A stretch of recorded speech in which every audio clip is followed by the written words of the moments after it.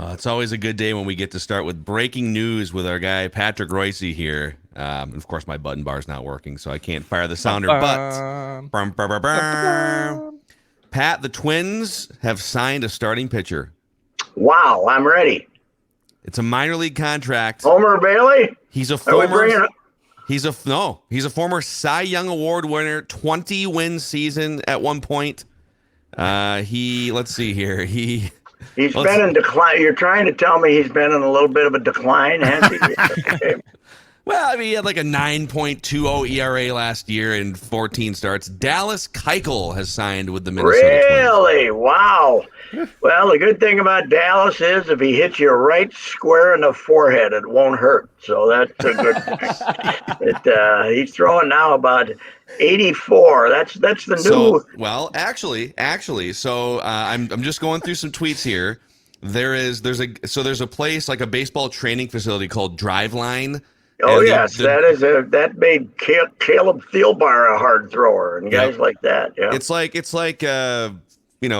TrackMan for golf or whatever, Top Tracer, right? It's like analytics for pitchers. So the director of pitching operations at Driveline posted a 6-tweet thread in June showing the metrics of Dallas Keuchel. He's up to 89 miles an hour fastball. He's like got more break and drop on his stuff. So maybe, I mean, I don't know. Where are they starting him off in Fort Myers in training camp, spring training, or in the extended camp, or what are they doing with him?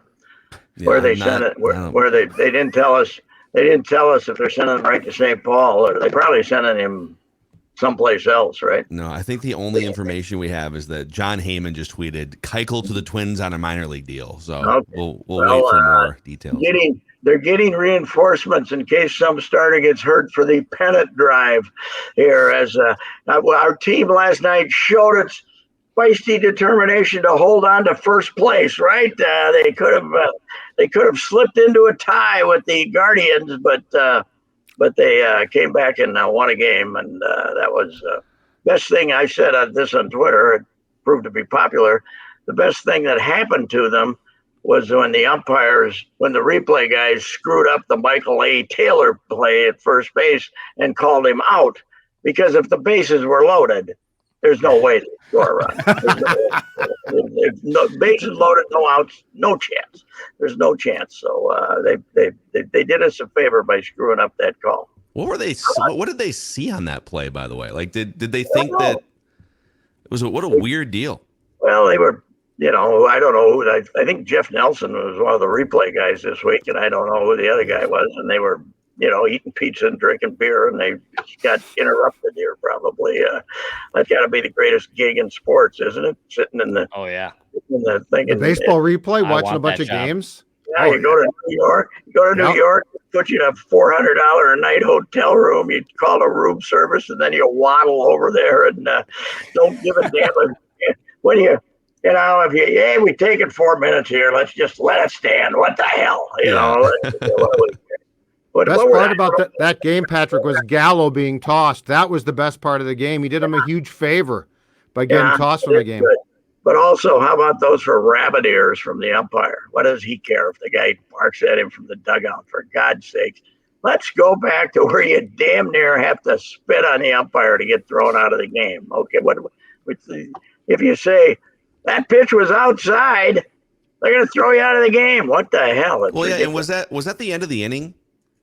He was going back out to his position, supposedly. He was Gallo, and that's my thing. But the home plate umpire at the end of an inning should usually, if there's conflict, should just go walk down to the third baseline and go talk to the third base umpire. I think Morneau pointed that out. You shouldn't be sitting there glaring at I wonder if Gallo will say anything to me so I can throw him out. And Galloway didn't have that good a complaint, by the way. But I think it was a strike. And protect the plate. Judd's gone on this rant before. First of all, it was a strike. Second of all, if it was a half inch off the plate, congratulations. Like, you're still out. Like, there's no robot umps yet. So I think it was a pretty good. The new Rocco though showed up when he was, the first time was okay, but when he came back out the second time and raised holy hell, that was pretty good. That was pretty good. Who's a crew chief that kept trying to block him from getting over there? And Guccione, right? Guccione. Yeah, Chris Guccione, I think, was the Gucci for the series. Let those guys fight their own battles, for God's sake. Agreed. Guccione, by the way, the guy who screwed up the call at first base. So, what's he got to brag about? Now you got him behind the plate today, so he'll probably put the screws to you if he gets into a corner. But Rocco's going to get another one gamer for this one for coming back out on the field, don't you think? It felt a little forced. It was forced. He wanted to do something to get this dead ass team moving, and I know. You know what's an amazing thing is how terrible Correa is at the plate, and how good he is at shortstop. He made about 3 plays last night. Those plays deep in the hole, that one deep in the hole that he threw that rocket and he bounced it. He gives the guy the long bounce so he can catch it. He doesn't give him the short one. And he made about 3 fabulous plays last night, and then he goes up and takes strike 3. And he does the turf bounce, Pat. He does the bounce that like they used to do on AstroTurf all the time. Yep. Yeah, but I think that probably because it's dirt, it's a little easier to handle, don't you think? Because it's not. It's not. But he made a hell of a play. But boy, they need that. They needed some way to figure out how to win a game, and they got it last night. The Red Sox aren't drawing though, are they? The old magic isn't there. The Red Sox are in town. Oh, let's go see the Red Sox. They got a lot of nobodies on that team that I haven't heard of. Yeah, who's in that lineup that you have to pay admission for? That's Devers is a great player, and he's cold right now. He's not hitting, but they're better than the Twins. So they'd win the Central. They'd be just fine. They're easily the worst team personnel wise in the East, but they'd win the Central easy. So anyway, my mighty whiteys, I think I'm giving up on them, man. They've made a little run. And now they just went in the tank again. They just don't have it. Bring back Tony La Russa, damn it. Yeah, and now aren't there reports that their veteran players are like just praying to be traded at some point in the next month? I think I saw that somewhere. God. Really? Wow. Yeah, that's a bad situation. I think I'm going to go to the yard this afternoon. Who's going to the yard?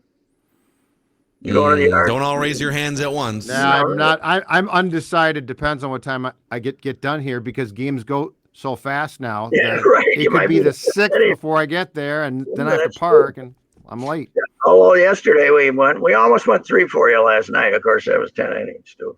Yeah. You know what? I don't think we're going to get rid of it in the postseason. We're never going to get rid of the guy at second. That's I love the guy at second. I don't know if I love it in the 10th inning, but I think it's here to stay, and it's not. I don't think it violates baseball that badly. I don't. You're just expediting it. They don't score that routinely. It's about, what is it? 50%. It's about like a penalty shot in high. No, it's probably more often than that, but I bet it's not over 40% the guy scoring, right? I wonder what it is. Getting them home. So I love it. Get the game done. Yeah.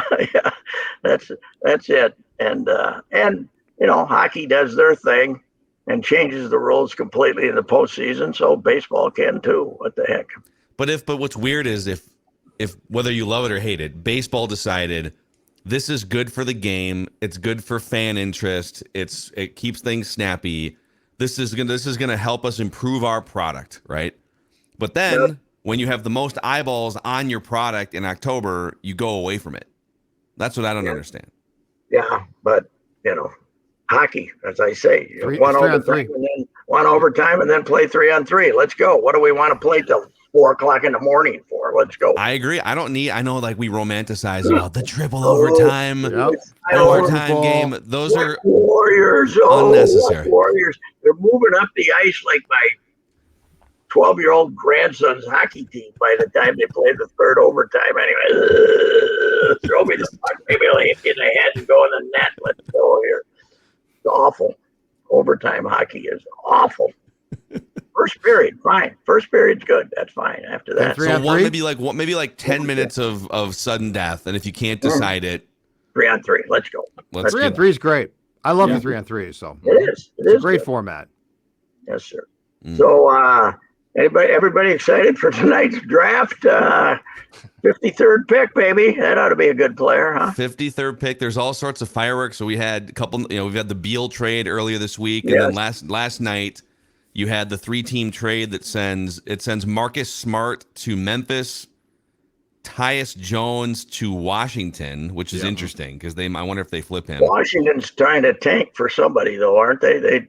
They just decided the hell with it. And they're going to win. And they've gotten nothing for, and then Porzingis obviously to the Celtics. So how about this? The Wizards traded Bradley Beal and Kristaps Porzingis, and those are kind of stat stuffing box score guys that aren't necessarily number one players. But I don't think they got a first round pick collectively in either of those trades.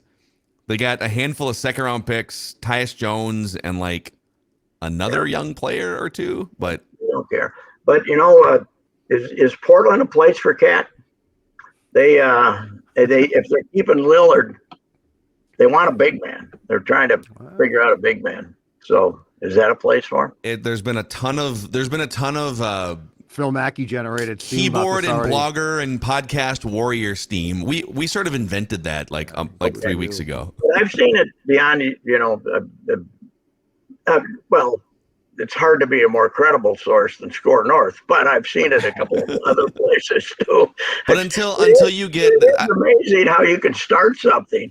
I mean, it becomes, you can just start something and catch league source executive. Some executives in the league think Cat will be traded. It gets everywhere. Yeah. It's everywhere. Boy, that is some serious sourcing there. Some executives sitting around a bar said, "Yeah, I think Cat will be traded." I got a story. Some guy print it. Yes. Well, all indications at this point, just based on credible reports, based on what Tim Connolly has said, is that, and now, by the way, that the new salary cap figures came out, and it's going to be like $2 or $3 million more for the salary cap and the luxury tax. And our guy Dane Moore was doing a breakdown of this on his Twitter account yesterday, that with it's such a razor thin line for what they're able to do and not do and stay under the luxury tax, that actually helps them keep the roster intact and run it back.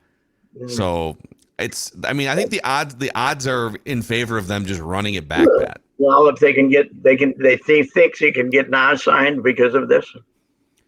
Yeah, well, they have a mid-level exception anyways, and that's probably his market is a mid-level exception. I suppose what you could do is trade Cat next year at the trade deadline too. If you realize you're still not going anywhere, if you're still fighting to get into the play-in, and you know that you got to pay Edwards and McDaniels and these guys incredible amounts of money, McDaniels is going to be $100 million player, isn't he? Easy. Yeah, probably. Isn't he? So they're gonna have to do something before next summer. Wouldn't the rest of the league think you're less desperate this year and maybe you could do better? I don't know. Yeah, whatever Tim Connolly says, don't worry about it. It means nothing. We found that out last year. It's like Rick Spielman saying, we're getting a lot of calls. We get a lot of calls. We could trade down. We could trade up. Thanks, Rick. Let's all go back to our TV station and play this wonderful video of you saying nothing. Yeah, that's the thing. It's these conversations are happening, but these guys pointed out, I think it was Judd yesterday, that the Gobert trade, there was no indications or lead up of the Wolves are maybe talking about Gobert. It just happened, right? Yes, that's what I said. I wrote that last week, that we know anything we're saying. Last year you made the biggest trade ever, and there wasn't a hint. None of these 300 guys who think they know what's going on in the NBA, and it's the greatest leaking league of all because they all love to talk, and nobody had a hint that this was coming now. So yeah, who knows? When Woj has no clue, you really don't know. Yeah. Hey, now what's Woj going to coach a team? Did I see that? Or who's going to coach a team? Somebody's going to coach a team. Who's going to coach a team? One of those guys is going to coach a team in some Shams or Woj. One of them in some goofy league I read, maybe just for a week or something. I don't know, but G League team or something. Sounds more like a Shams thing. I thought I saw it, but on Twitter now, you don't know who's pulling your chain, so to speak. Yeah. Actually, you know what? Since you brought this up, I have a totally random thing. So I saw something yesterday that Elon Musk challenged Mark Zuckerberg to a cage fight. I think it was, and then Mark Zuckerberg, because Mark Zuckerberg has been training. Is it like Brazilian jiu-jitsu or something? Yeah, and it was like, I think it was just a joke, and Mark Zuckerberg accepted. And it got me thinking about the future of boxing. Some of the biggest cards that we've seen in terms of gate, right? Like the Paul brothers will go and fight Mayweather or something or whatever. Would you guys be more interested in high-profile figures, regardless of their boxing acumen, fighting each other on pay-per-view, or two unknown heavyweights because no one knows who the heavyweight champions are anymore?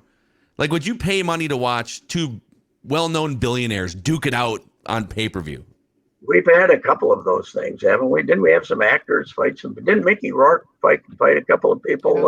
But what if it was like A-listers, The thing about Mickey is you don't know if his brain damage came before or after the fight, because when you watch him in action now, has anyone ever deteriorated? And, I can say not me because I didn't have that good a starting point, but has anybody ever deteriorated in looks over a 10-year period like Mickey Rourke?